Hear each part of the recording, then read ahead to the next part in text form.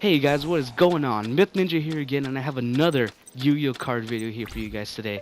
And this game was absolutely amazing. I had to show you guys right away. You know, this was probably only a couple hours ago. By the time you guys upload, it might be a little later, but nonetheless, I hope you guys enjoy the video like always. And as my starting hand goes, it is not very good. I cannot do absolutely anything, and of course, he made me go first. So I just end my turn and wait for him to go. Puts two cards down, which doesn't give me any clue to what he is playing yet. So next card I draw is March of the Monarchs, which of course still doesn't help me. So I put that pinpoint guard down as a decoy. If he has any Mystic Space Typhoons in there, you know, get rid of them, bleed them out, help myself out as any way possible. You know, it's kind of a piss off for him because he just wastes a card on a useless card, which I obviously do not need at this point. So, you know, it's a perfect trade for me, but, you know, it's a waste for him, and, you know, anything that it does to screw him over is a lot better for me. So right here, activates Gravekeeper Spy, special summons Recruiter, and Gravekeepers aren't all too bad. You know, they run a little fast, and they're really good cards as a solid deck, but you know, that doesn't mean they're not beatable or they're not easy to overcome, because it is possible. I've been a couple in previous games, but you know, this one takes the cake out of all of those. But you know, this deck, like I said, does run pretty quick, and it deals damage when it needs to. Even though they are low attack monsters, they're still a pretty good solid deck, and especially their spells running along with it are really good. So deals some good damage, drops me down to 5,000. You know, so Q's going off to a good start, but so not so much for me. I draw my next card. It's Mass Dragon, and out of pure urgency, I just decide to summon him right to the field.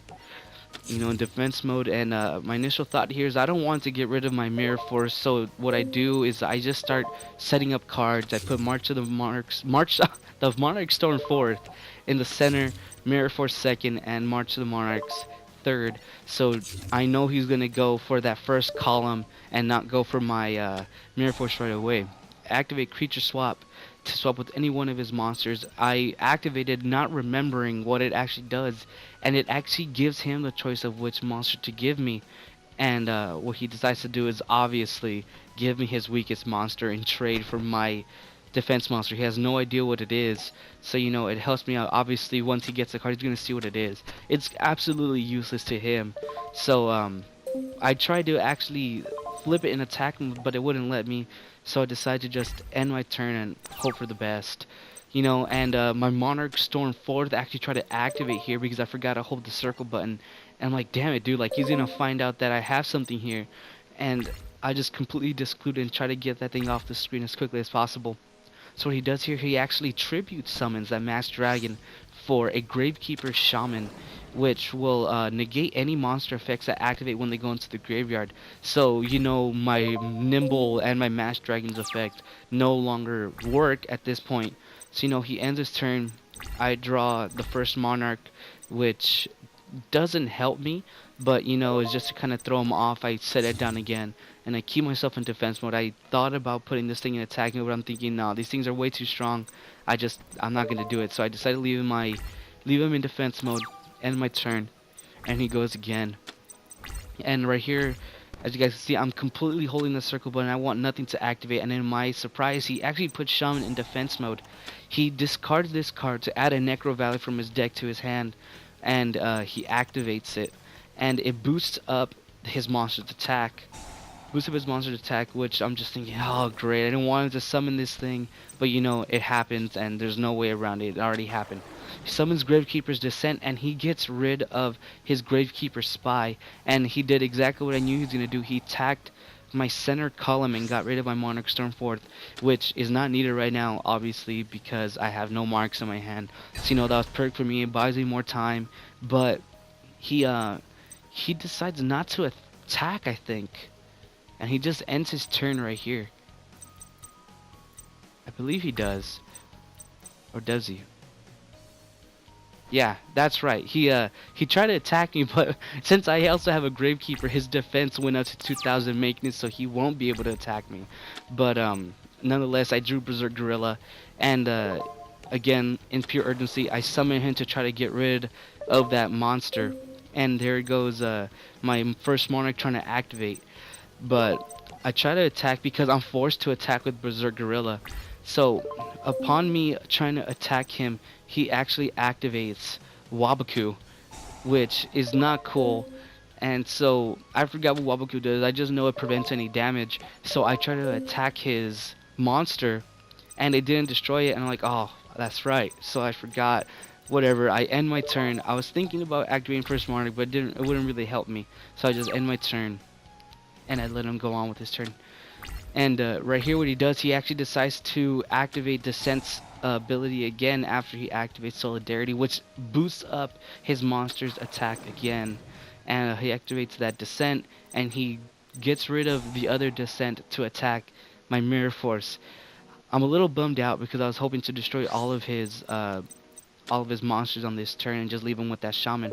But you know, it's not a big deal. He destroyed it, so what? You know, I keep going out with my play. I'm just thinking, man, I'm screwed. He has pretty much a full field right here.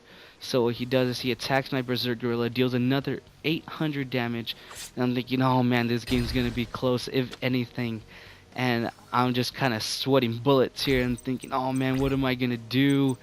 And luckily he didn't get a chance to destroy that recruiter because I drew the Stalos. Oh my gosh, excuse me again. And I activate March of the Monarch just to kind of defend my Thestalos here. And I don't know why I was reading this. I have no idea why. But I get rid of it. I don't know what I was thinking. I get rid of it. And I summon my Thestalos here. Okay, or I summon that. And then I summon my Thestalos. Get rid of his card, which was amazing because it was actually Soul Charge, which would have helped him a lot if I didn't get rid of it. Helped him a lot if I didn't get rid of it. But nonetheless, get rid of the card. I attack that little, whatever that card is, that little 1800 monster. But something weird happened. The card boosted into 1800 attack.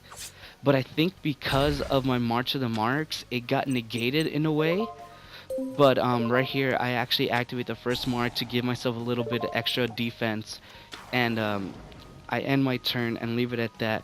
And I'm just like, oh man, I need good cards because I'm top decking at this point. I was like, every single card I draw has to be just perfect. And he has one card, and he activates it, and it's the Hidden Temple of Necro Valley, which makes it so that, oh, what's it again? Neither player can special summon monsters except for Necro Valley. But attacks me again, deals another 400 damage. So right now I'm still in the game, but I'm not gonna quit. I'm still gonna keep on going.